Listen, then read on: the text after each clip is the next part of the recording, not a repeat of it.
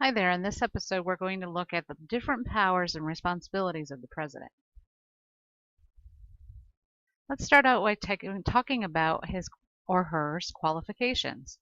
President must be a natural-born U.S. citizen, be at least 35 years old, be a resident of the U.S. for the last 14 years before taking office. The president makes $400,000 a year. That is $223.84 if you base it on a 40-hour work week. In contrast, the First Lady makes $10,000 a year. Now, there's two types of presidential powers: expressed powers, those powers that are spelled out in the Constitution, and implied powers, powers that are assumed and accepted through tradition. So let's talk about the expressed powers. Now, of course, these are the ones that are spelled out in Article 2 of the Constitution. Article 2 is what sets up the executive branch. Article 2 says the president is the commander-in-chief and head of the military.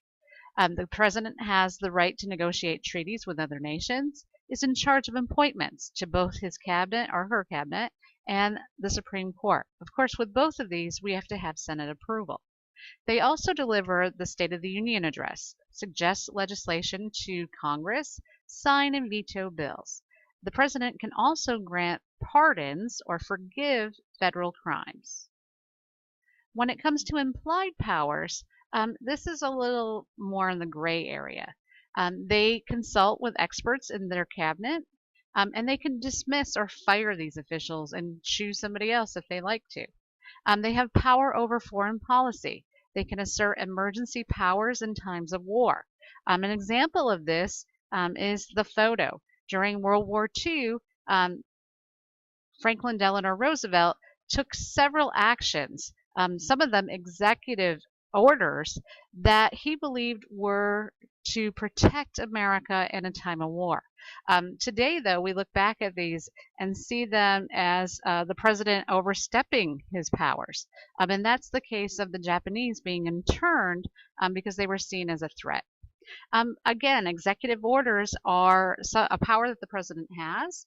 They are the force of law, but without the approval of Congress. They can also set up what are called executive agreements. This is basically an agreement with another head of state without Senate approval. Lastly, we have their ability to send troops into basically a war for up to 60 days without congressional approval and without Congress declaring war. This was limited down to 60 days by the War Powers Act of 1973.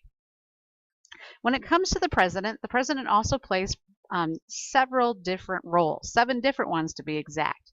They are the chief of state. It's their job to inspire the nation. So you'll see that there's all kinds of special guests that are invited to the White House. They hand out awards. They greet people who have participated in the Olympics, that have won the National Science Fair. Those are all examples of the president being chief of state. The president is also the chief executive. They're the boss of the executive branch. So they can hire and fire the heads of the CIA. They hold cabinet meetings. They can view what's happening at the FBI. The president is also the chief diplomat, which means that they're dealing with foreign policy and other world leaders. They can attend meetings with other world leaders and negotiate treaties. They're the commander-in-chief, the leader of the military. They decide what tactics to use. Are we going to use carpet bombs? Are we going to use drones? The only time that we use nuclear weapons. President Truman is the one that made that call. In addition, the president is also the chief legislator.